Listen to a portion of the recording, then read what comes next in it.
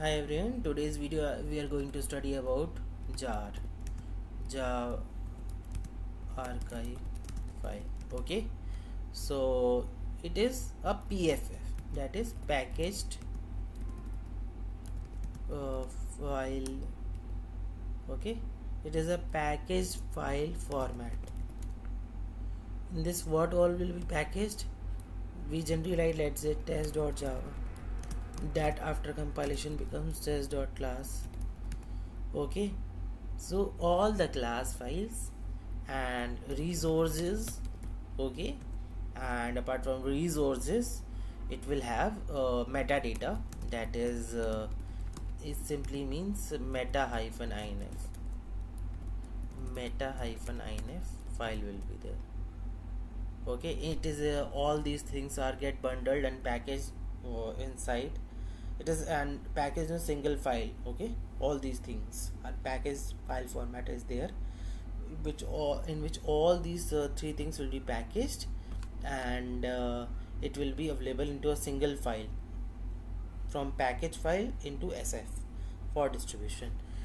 The library jar. And now if we talk about, there are two types of jar. Okay, firstly, in first sentence I just told Java archive file and PFF package file format, and it is bundled into single file format. Okay, now you need to remember there are two types of Java archive file.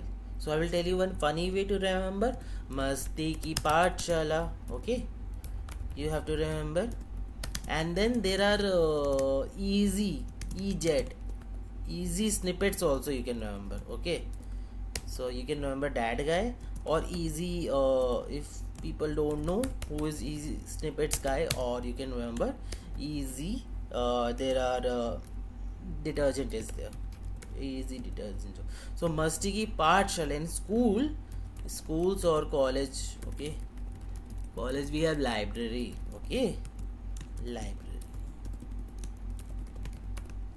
And over here EZ stands for we can directly use this acronym. So library jar, there are library jar, and then these are executable jar.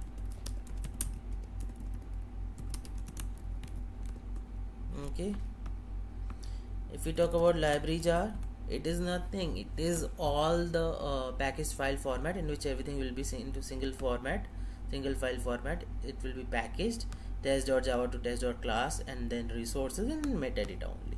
Okay, meta-inf.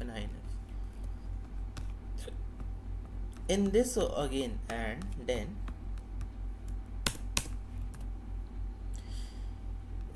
then over here also we will have test.java to test.class will be compiled. In this also all the resources folder will be there, resources, all things will be packed. Meta-data will have meta-inf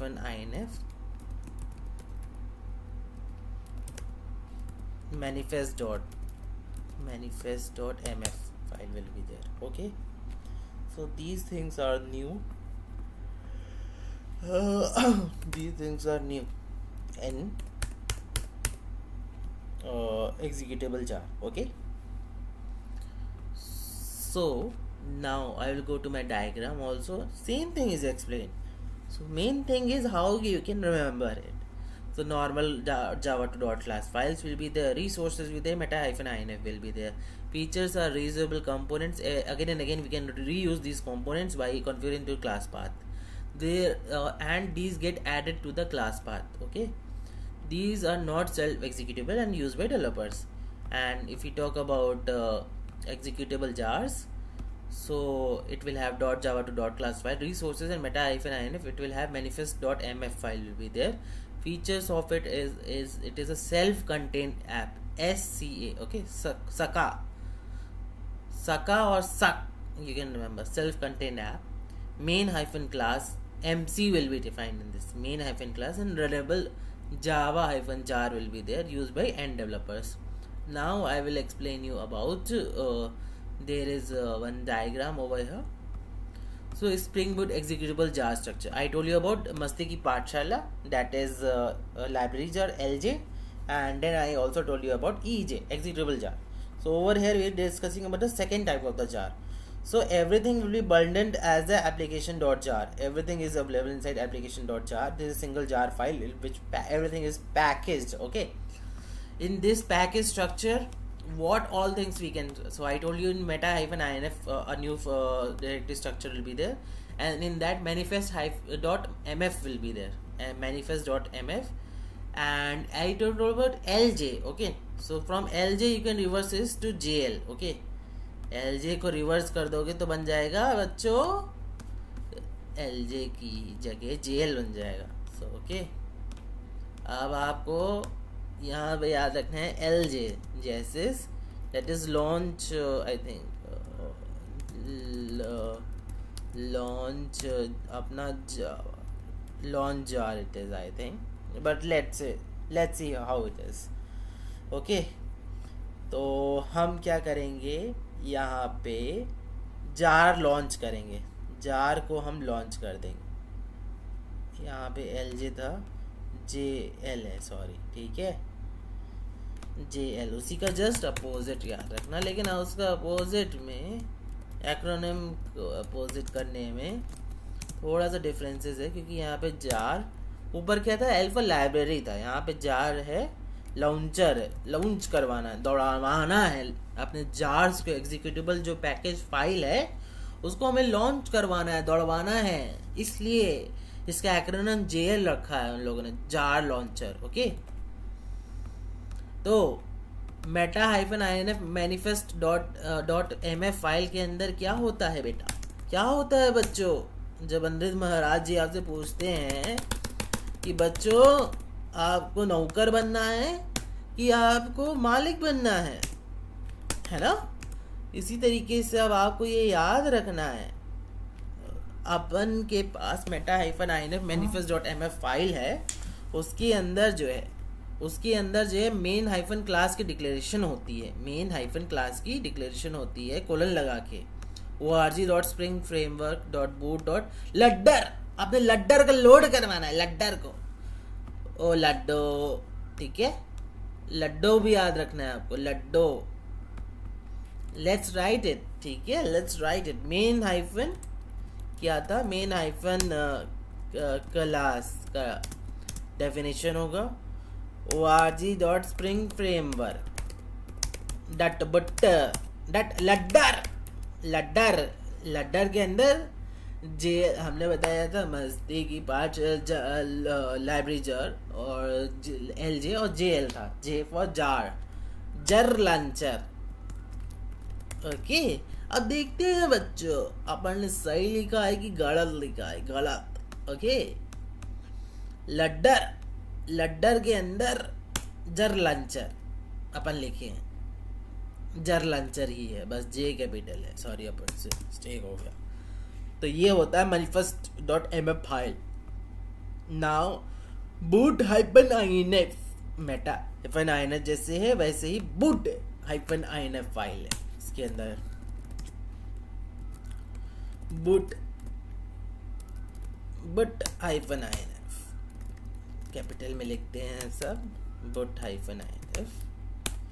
इसके अंदर अपनी classes हैं, classes. Okay, so generally अपने पास app.java होती है, ठीक है, app.java, उसको हम कंपाइल कर देते हैं, app.compilation के बाद app.class बन जाता है. सिमिलरली src मेन रिसोर्सेज के अंदर हमारे पास होती हैं, हम src मेन जावा के अंदर हमारे पास होती हैं पैकेजेस. इसके अंदर हमने मान लो इसके अंदर हमने क्या बनाया, google.com, लेट्स से उस google.com के अंदर हमने बनाया कोई एक class, let's say controller package है. तो सारे कंट्रोलर्स लाइक कोई भी controller, let's say download controller .java is there. Okay, ये जावा फाइल भी इसी के अंदर रहेगी। हर तरह की class files boot -inf slash classes के अंदर रहेंगी। वही चीज़ एक्सप्लेन है यहाँ पे बच्चों। boot -inf स्लैश क्लासेस के अंदर जो है सारी जावा डॉट, उसके अंदर एप्लीकेशन डॉट प्रॉपर्टीज़ भी घुसा हुआ है, ठीक है। src मेन रिसोर्सेज भी घुसा हुआ है, बेसिकली src मेन रिसोर्सेज वाला भी।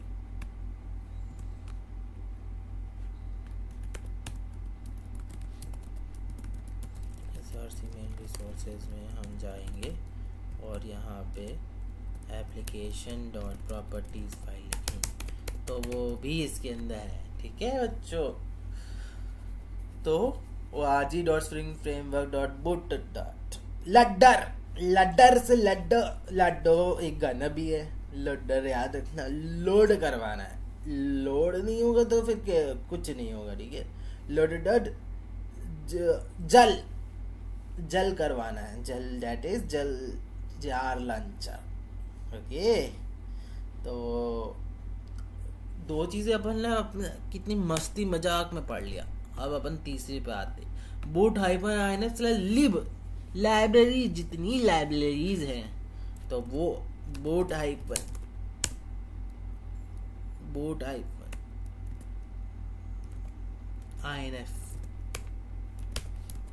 लिब के अंदर आएंगी लाइब्रेरीज। जितनी भी pom.xml फाइल में डिपेंडेंसीज हैं वो सब आएंगी, all dependencies, okay. Transitive dependencies, relative dependencies, dependent dependencies सारी आएंगी। तो तीसरा स्ट्रक्चर भी हो गया। इसके बाद org dot spring framework dot boot dot loader के अंदर जल जार लंचर डॉट क्लास है, main method runner dot class है, और भी कुछ स्पेशल क्लास लोडर्स हैं बेसिकली ये सब लोग, जो कि लोड कर सकते हैं सारी क्लासेस को फ्रॉम नेस्टेड जार। कोई जावा आर्काइव, कोई ऐसी PFF है, पैकेज फाइल डायरेक्टरी स्ट्रक्चर, जो कि नेस्टेड एक जार के अंदर और घुसे हुए हैं jars, complicated jar, nested jars है। तो स्पेशल क्लास लोडर्स होते हैं जो कि लोड करवा देते हैं इसके अंदर। सो MMR मेन मेथड, अपने पास मेन मेथड तो रहेगा ही, ठीक है। उसके अंदर रनर डॉट क्लास घुसड़वा देते हैं और उसके अंदर जल करते हैं, ठीक है। और उसके बाद रिसोर्सेज हैं स्टैटिक में HTML जावास्क्रिप्ट और टेम्पलेट्स में thymeleaf free marker templates it is. तो अपन के पास का है बच्चों, ठीक है। अब यहाँ पे जो है इन सब चीज़ों के बाद अपन के पास जो है स्टैटिक हो गया। स्टैटिक में HTML CSS JavaScript let's say, and dynamic में हमारे पास जो है यहाँ पे सारा कंटेंट रहेगा। डायनामिक लाइक थाईमेली और front end UI framework it is.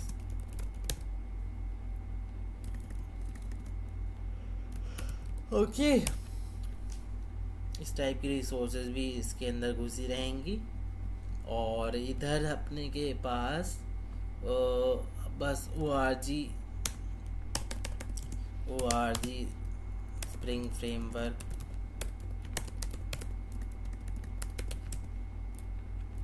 Boot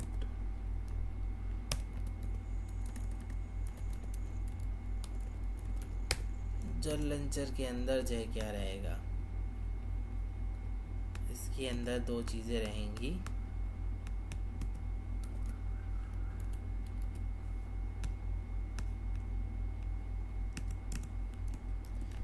जर launcher dot class main method runner MMR main method runner class special और नेस्टेड जार्स अगर होंगे, नेस्टेड जार उन सबको रन करना। स्पेशल क्लासेस लोडर्स हैं, स्पेशल क्लास लोडर्स हैं basically.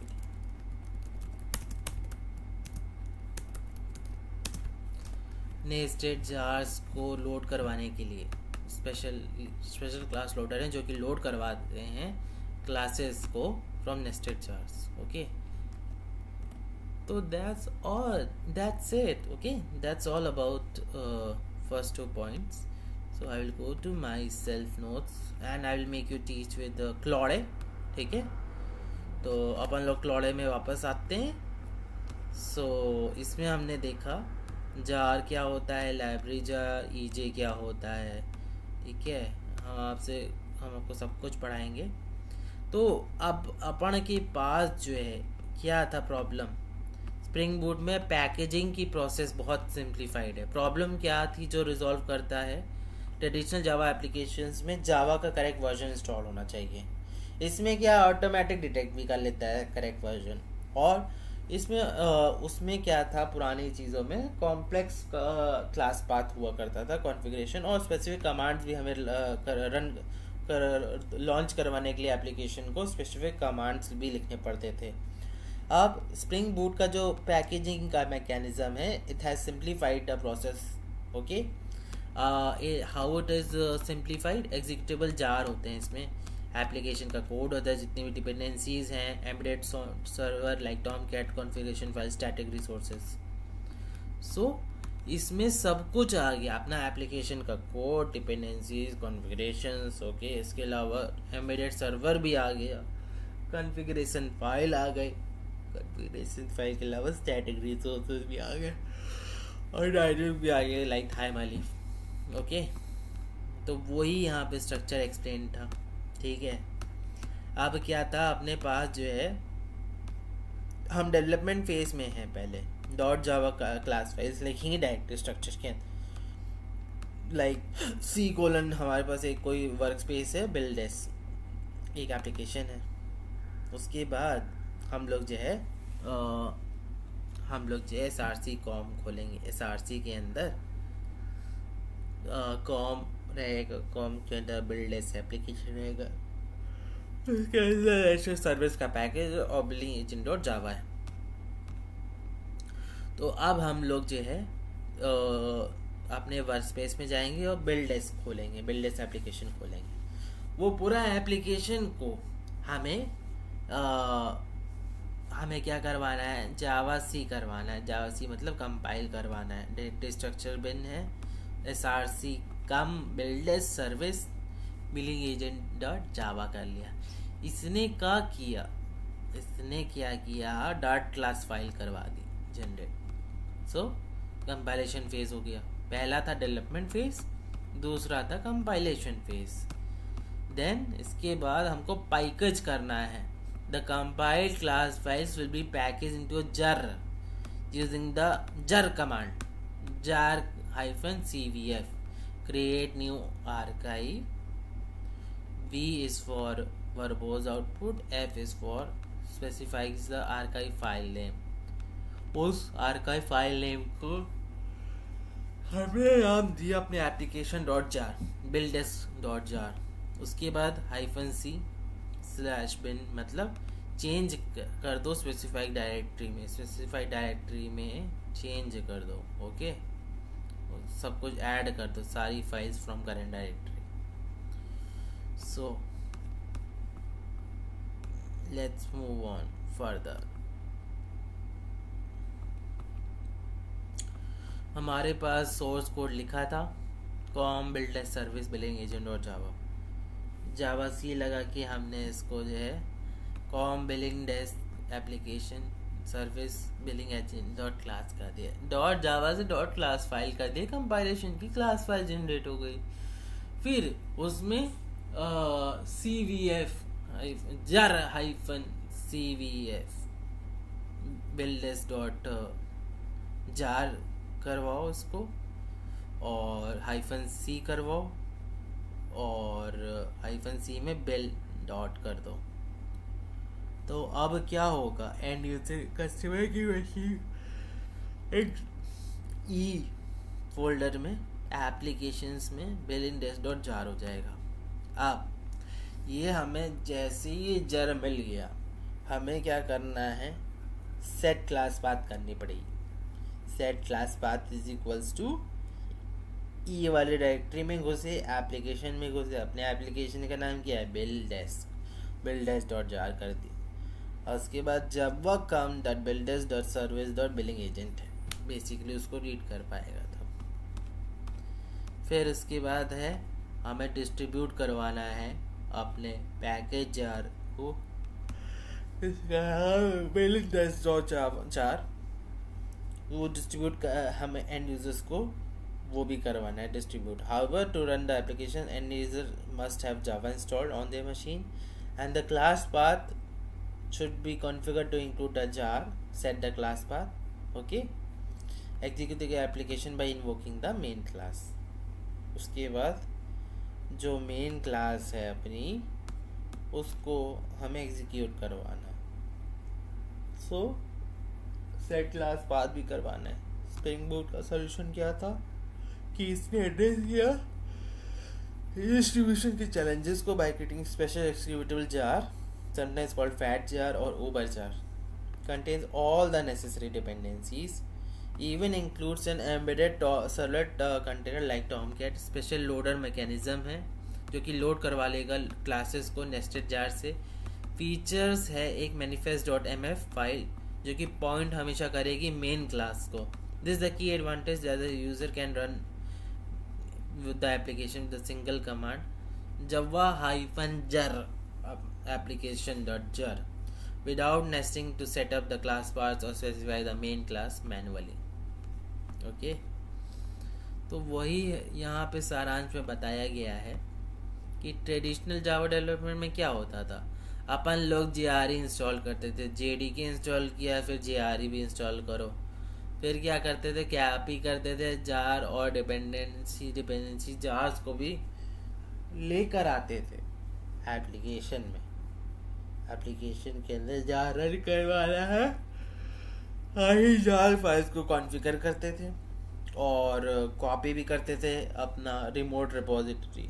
Okay, git MVN repository, that is remote repository से हमने सारी आर्काइव फाइल कॉपी करी और डिपेंडेंसी जार भी कॉपी करी। उसके बाद हम लोग सेट करते थे क्लास पाथ, करते थे environment variable set class path. Let's say application dot jar अपना है ना, डिपेंडेंसी 1 डॉट जार है, यानी कि let's say spring hyphen 5 release version is there.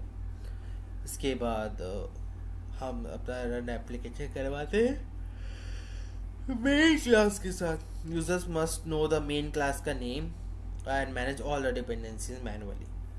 इसमें क्या है, स्प्रिंग बूट के डिप्लॉयमेंट के प्रोसेस में इंस्टॉल किया हमने JRE पहले, ठीक है। इसके बाद कॉपी किया सिंगल एग्जीक्यूटेबल जार फाइल। एक सिंगल एग्जीक्यूटेबल जार फाइल बना देता है application dot jar, let say that is executable jar EJ। कोई क्लास पाथ कॉन्फ़िगरेशन करने की जरूरत ही नहीं है। इसको अगर रन करवाना है जावा -jar एप्लीकेशन डॉट जार हो जाता है, ठीक है। तो अपन लोग बड़ा अच्छा बढ़ रहे हैं, ठीक है। अब देखते हैं कि क्या लिखाया गया है।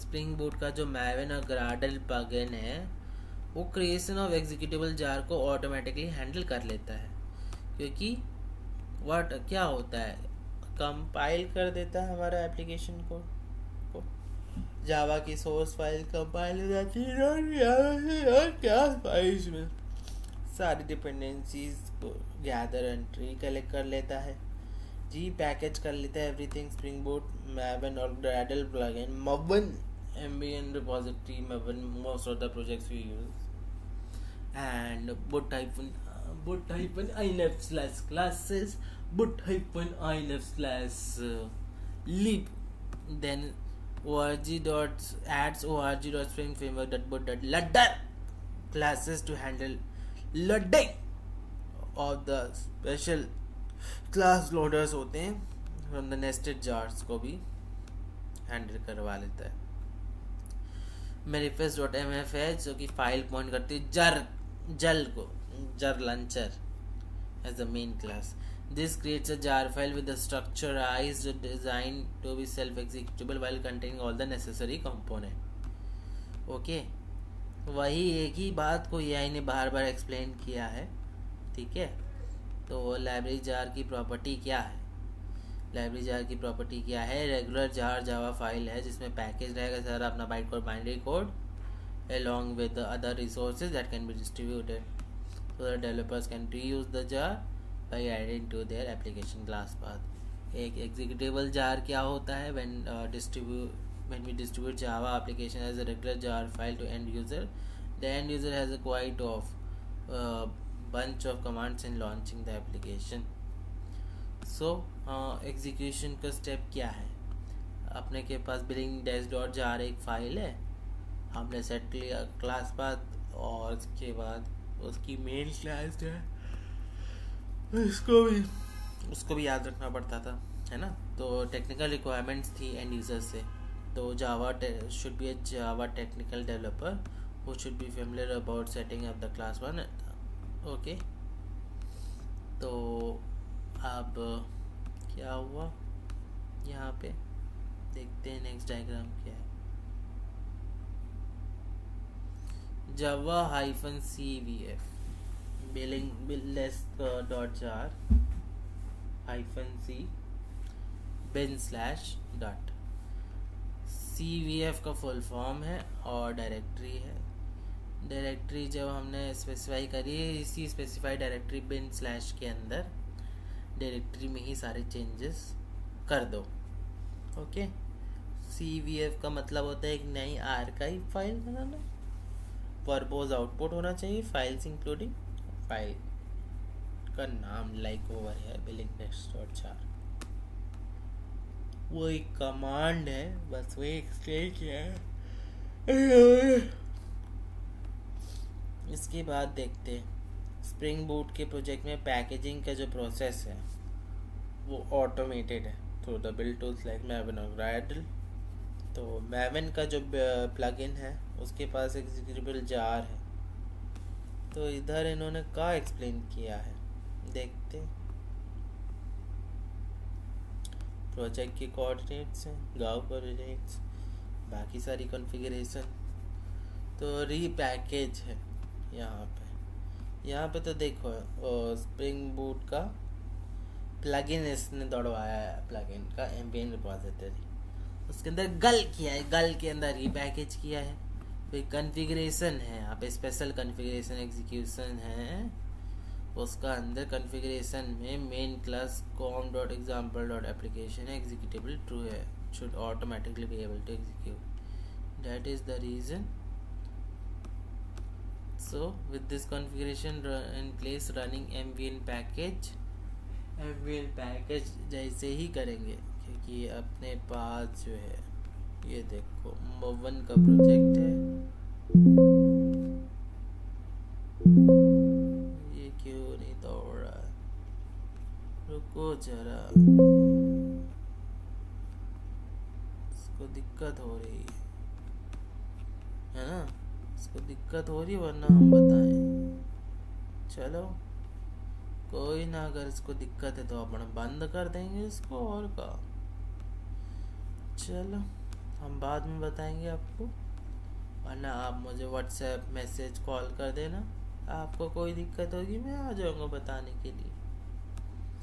मैं उसमें वही बताना चाह रहा था कि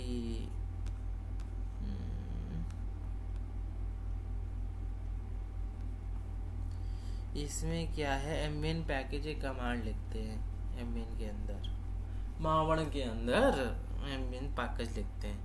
पैकेज जो है कंपाइल कर देगा जावा की सारी सोर्स कोड को .java से .class में, फिर रन कर देगा टेस्ट को, फिर पैकेज करेगा अपने एप्लीकेशन कोड को standard Java archive file format में, फिर repackages Java standard archive structure file to into an executable jar with the Spring Boot ladder। तो Spring Boot ladder का मैकेनिज्म क्या है, एक इनोवेशन हुई है Spring Boot के एग्जीक्यूटेबल जार में, ताकि वो जो है अपनी कस्टम क्लास लोडिंग मैकेनिज्म करवा सके। जावा का अपना खुद का कोई सपोर्ट करने वाला लडिंग क्लासेस फ्रॉम नेस्टेड जार का कोई वे नहीं था, लेकिन Spring Boot ने रिजॉल्व किया इसको, लड्डर क्लास, अपनी लड्डर क्लास प्रोवाइड कर, ठीक है। तो यहाँ पे जब वह -jar एप्लीकेशन दर्ज किया, ओके, फिर jar launcher जल का एग्जीक्यूशन है, वो JVM ने लोड किया और एग्जीक्यूट किया। What is that Spring framework that but that jar launcher? Jar launcher is specified as a main hyphen class in manifest hyphen mf, okay। jar launcher का execution हुआ, पहले तो कंपाइलेशन हुआ, launch किए application, उसके बाद custom class ladder creation हुआ। jar launcher की अगर हम बात करें तो वो एक custom launched loader class loader होता है, उसको इंस्टेंशिएट करता है, लोड करवाता है अपनी मेमोरी में। क्लास लोडर कौन सा? लंच्ड URL, लंच कौन सी URL पे दौड़ाना है? लंच्ड URL क्लास लोडर में। और ये जो क्लास लोडर हुआ है ये लोड कर लेगा नेस्टेड क्लासेस जार को from boot -lib folders, okay. Application को स्टार्टअप करवाने के लिए ये फाइंड करवाता है, लोड करवाता है स्टार्ट क्लास अपनी एप्लीकेशन की from boot class that is app.java। तो URL क्लास लड्डर, लंच्ड URL, लंच करते हैं ना वैसे लॉन्च, कोई मूवी होती है और रिलीज लंच हो गई, लंच करवा दी मूवी। सो अपन लोग को क्या याद रखना है? Launched URL class loader customised class loader है, जो कि एग्जीक्यूटेबल जार्स को जो कि ऑलरेडी नेस्टेड होती हैं उनको दौड़वाता है, ठीक है। तो अपना ट्रेडिशनल जावा में क्या था, जावा सी कंपाइल किया, पैकेज किया jar-cvf, डिस्ट्रीब्यूट किया जार को एंड यूज़र को क्लास पाथ भी सेट करना है। उसके बाद must note the fully qualified main class name, ठीक है।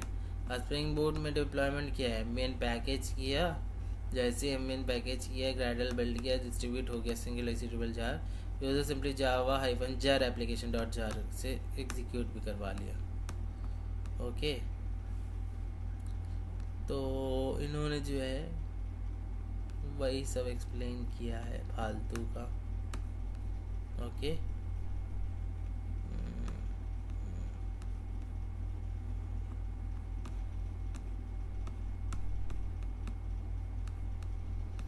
एम्बियन क्लीन पैकेज किया,